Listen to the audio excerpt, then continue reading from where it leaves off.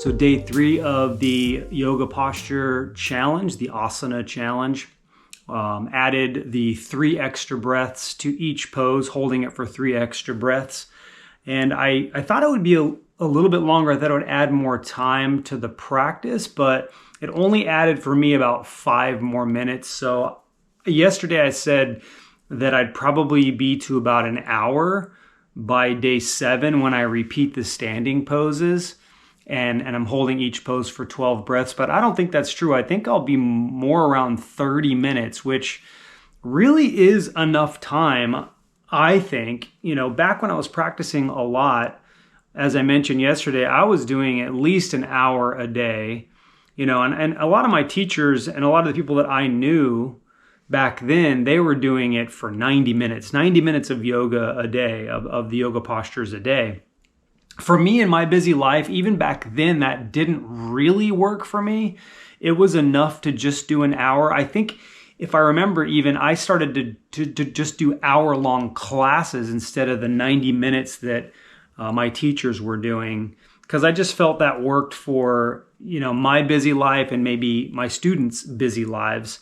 And now I feel like, you know, 30, 45 minutes a day is probably perfect for me. But, you know, in a pinch, let's say you're having an incredibly busy day, you've got a lot to do, but you still want to get your practice in, then just doing the 15 minutes or 20 minutes that I shared in my instructional video is a perfect amount of yoga practice for the day, I think. Plus, if you add that I'm meditating also during the day, that's about an hour and 15 minutes of that type of work every day. I think that's plenty of time, especially if you're incredibly busy. Works really great for me. But adding the 3 breaths to each pose did make it more challenging, especially in the standing poses and also in Adho Mukha Svanasana, which is downward facing dog. I mean, my legs were shaking. They feel like jelly a little bit today. I can feel the difference. Just adding those extra breaths in there did make it more challenging today, even though it only added about 5 more minutes to the practice. I did meditate today right after the asana practice, like I said I was going to do. I can see how it's incredibly beneficial to do the asanas, the yoga postures, and then go right into meditation. I was a little more sleepy today, but that's probably because I didn't get a lot of sleep last night.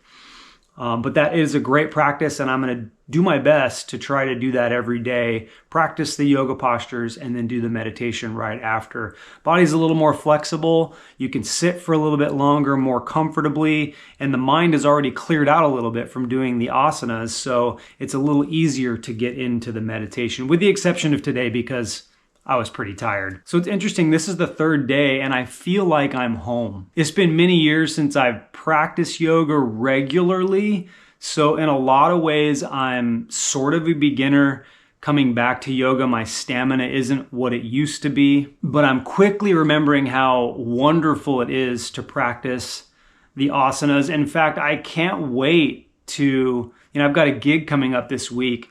I can't wait to do a little bit of yoga before I go to the gig. I think that's going to be really beneficial to do the yoga practice before I play music, because a lot of the times when I play a gig, I'm really tight in the beginning. I'm not very loose.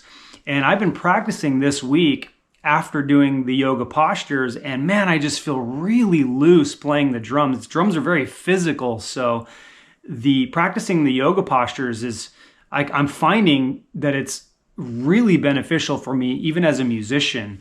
So I'm looking forward to trying that this week, and I'll share that experience with you, how I am able to settle in, because I'm not really nervous as much as I used to be playing music. I used to get really, really nervous, but I don't really get nervous. There is a little bit of anxiousness involved because there's a lot of setup. You're setting up and you're under a time crunch and you need to start at a certain time. So sometimes there's a little bit of anxiety with that, but not nervous about the playing. I don't get as nervous about playing anymore. So I'm interested to see how that goes this week when I have the gig.